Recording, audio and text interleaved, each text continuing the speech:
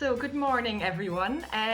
My name is Niamh Cooper, and I'm a writer and a publisher and also broadcaster for Crafters of Ireland. So, thank you for joining the Crafters of Ireland YouTube channel. And today I have with me Clare Tait. Clare works for a company or has created a company called Chocolatey Clare, which is a fantastic name. Welcome, Clare. Thank you very much, Niamh. Clare, tell us a little bit about yourself. Well, I'm a Dubliner and I've always loved visiting new places and meeting different types of people. And I met my husband in Germany. He's also a Dubliner. And we have the two best children in the world. So they're both adults now, two adult sons, one living in London. The other guy is studying jazz performance in DCU. So we have a house full of music as well, which is marvelous. And I've had a couple of careers in my life. I graduated from university in 1987. I worked as a technical German translator for nearly 15 or 20 years. I had ran my own translation company. And then in 2015, when I turned 50, I decided I was going to do something completely different. I'd also worked in the field of adult literacy, which I loved. I was there for about 9 years. So in 2015, I decided to do something different. And I just basically nearly on a whim decided I was going to set up a chocolate company. That's fantastic. And with such a varied background as well. Did you say you had a translation company with German, Clare? Yes, that's correct. So I set up my own translation company in 1993. And it was technical German documents, really, was a lot of the stuff that I did. Now, I'm very interested because I actually grew up in Germany myself. So, Oh, really? Yeah. Wow. That's an interesting connection we have there. And yes. Neither of us are doing very much with the language probably at this stage. No, though I do listen to German radio, though. I do like to listen to it, and just keep that going a little bit myself. Oh, well, look, that's fantastic. And tell me a little bit then. So you basically decided to do something totally different, and you set up Chocolatey Clare. Tell us about the name. How did the name come about? I presume because you work with languages, language would be something that you probably play with a little bit. And I just Chocolatey Clare and then Chocolatey Clare was maybe what I was thinking. But where did the name come from? Well, that's exactly it, Niamh, because I love puns. I love a play on words. Mm-hmm. So I used to tell one of my son's friends when he was a small child that my first name wasn't Clare at all. My first name was Chocolatey. And so I just like the idea of the play on the words. And sometimes people see the company name Chocolatey Clare, and they don't get the pun until they say it out loud. So I found it was a way of engaging people with the product, even if they might not have been interested in the actual chocolate. They get it, it raises a smile, the name, and then they might come over and ask me, what's your business about? Well, Clare, I have to say, I had a look at your products on craftersofireland.com, and I mean, your chocolates look absolutely divine. I know a lot of people watching this, probably, I mean, I actually haven't met anybody yet who doesn't like chocolate. So what a lot of people don't know maybe so much is the process of making chocolate. So maybe in a nutshell, you could tell us a little bit more about that, if you don't mind. Yes, and actually, interestingly, when I started my business, I knew nothing about making chocolate. Oh, right. Okay. So I did not come from a food industry background at all. So I had to investigate everything about how you make chocolate, and obviously the regulations involved in having a food business, which are very stringent. Necessarily so.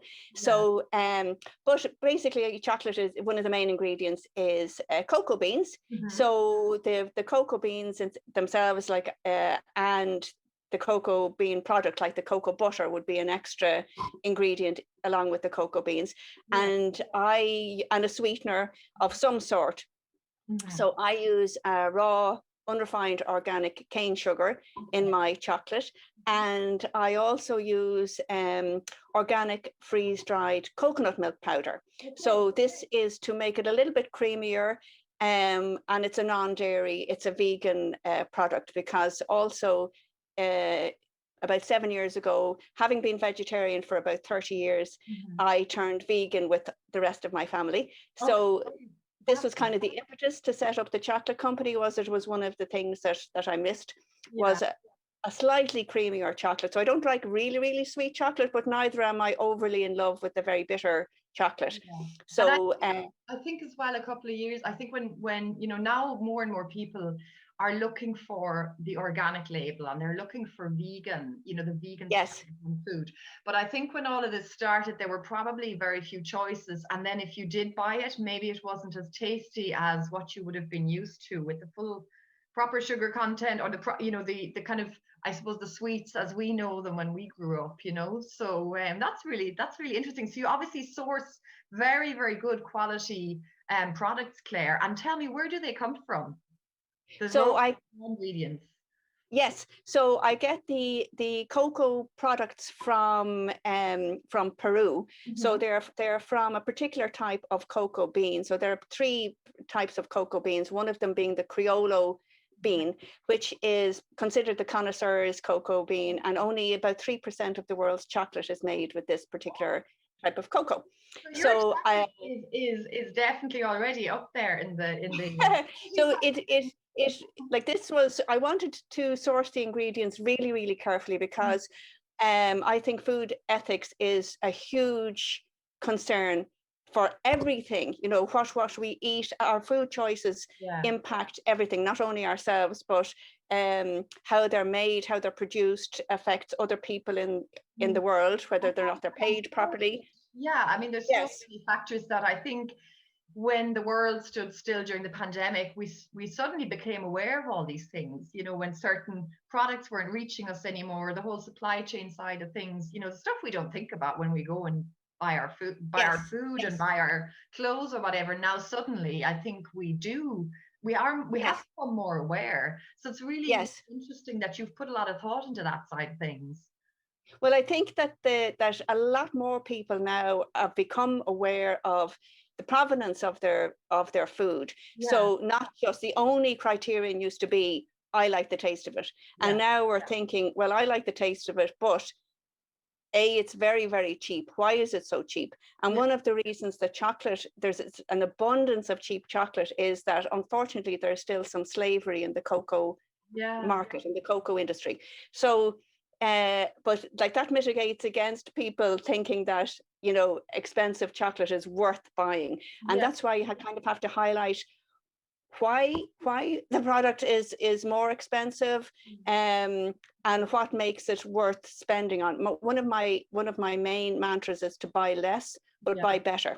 I think absolutely there with you. I totally agree with that. So, I mean, if I was to sort of imagine, you know, what you do on say, when you go into, do you have like a little, like, what is the setup? Do you have like, I presume, are you making them in-house, or do you have like a unit where you make the chocolates, and how do you go about actually making them end to end? Maybe just very briefly for anybody watching.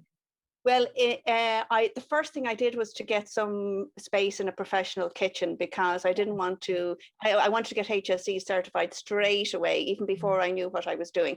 And I played around with recipes, and, you know, started making the chocolate bars, started selling them at, you know, a very small farmer's market to see if anybody would buy them.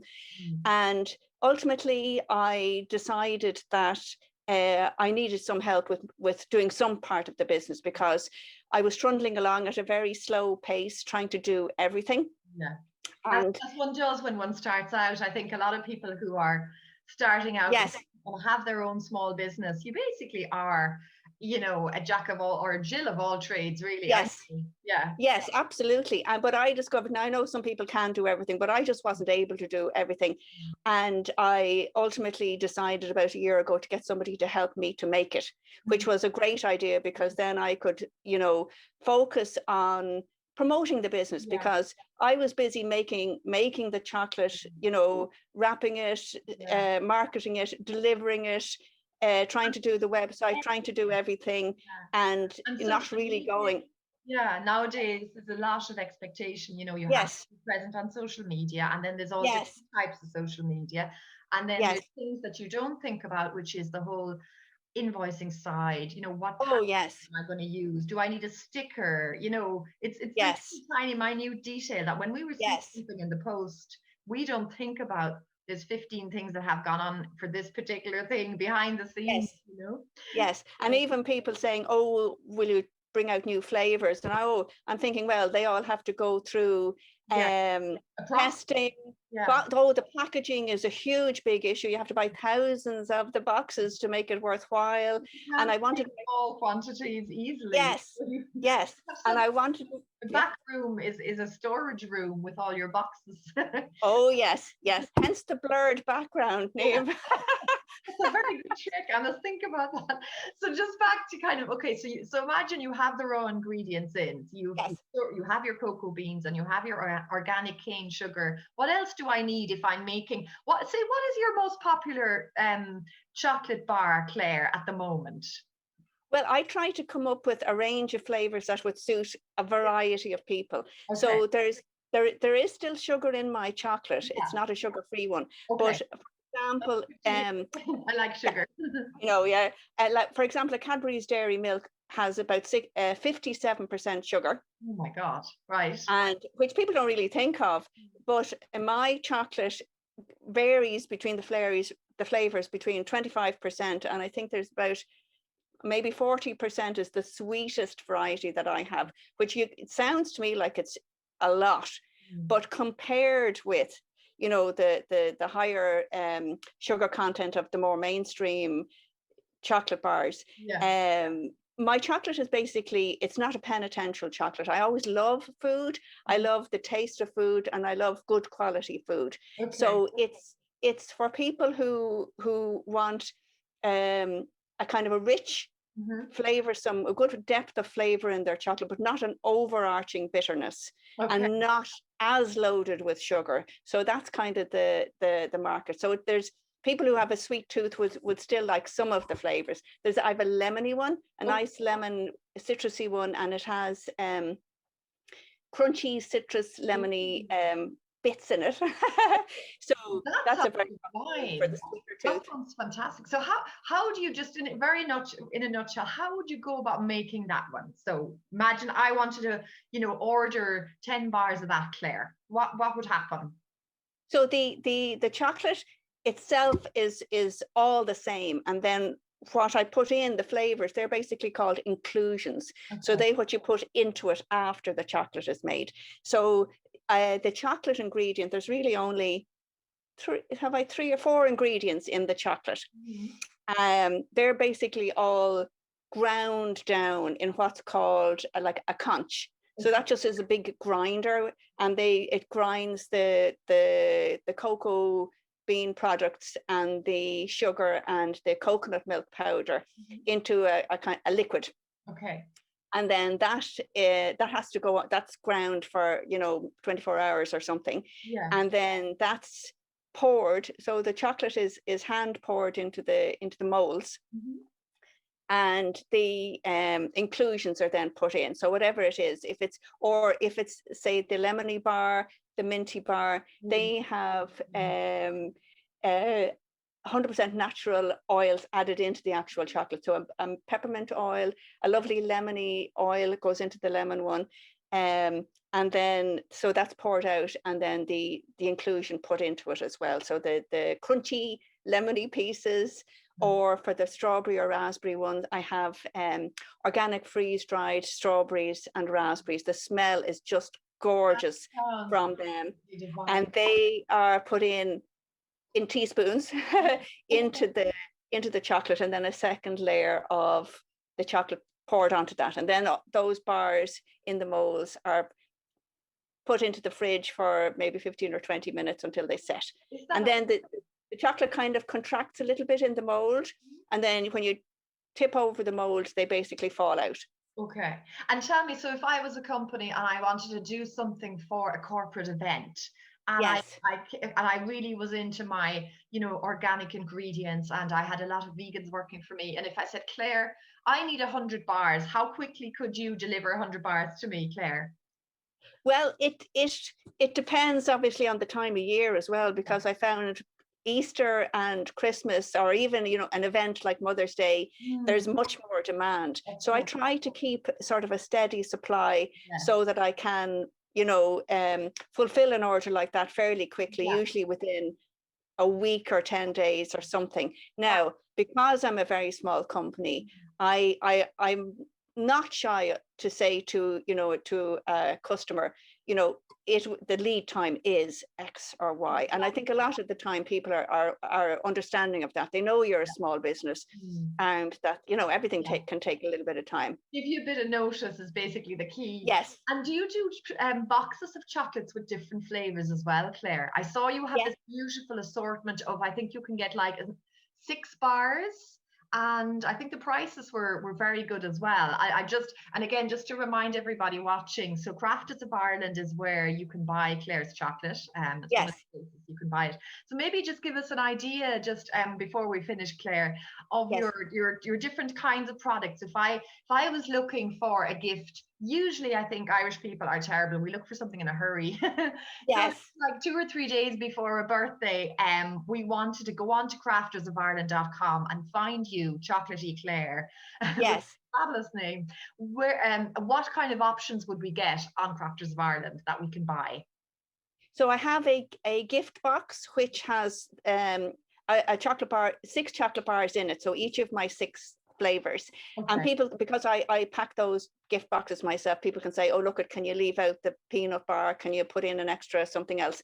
And very important for nut allergy sufferers as well, I think. Yes. You do a nut-free assortment as well, I saw. Yes. Which is a great idea. Yeah. So it's the nuts are the only possible allergen in the chocolate. Yeah. There's no gluten in it, and it's dairy free. So that's one of the options. And plus, people are interested in the fact that the packaging is completely compostable as well. There's no plastic in the packaging. So the inner wrappers are compostable, even home compostable, and the outer boxes are obviously recyclable. They're cardboard recyclable, and they're also printed with vegetable-based ink.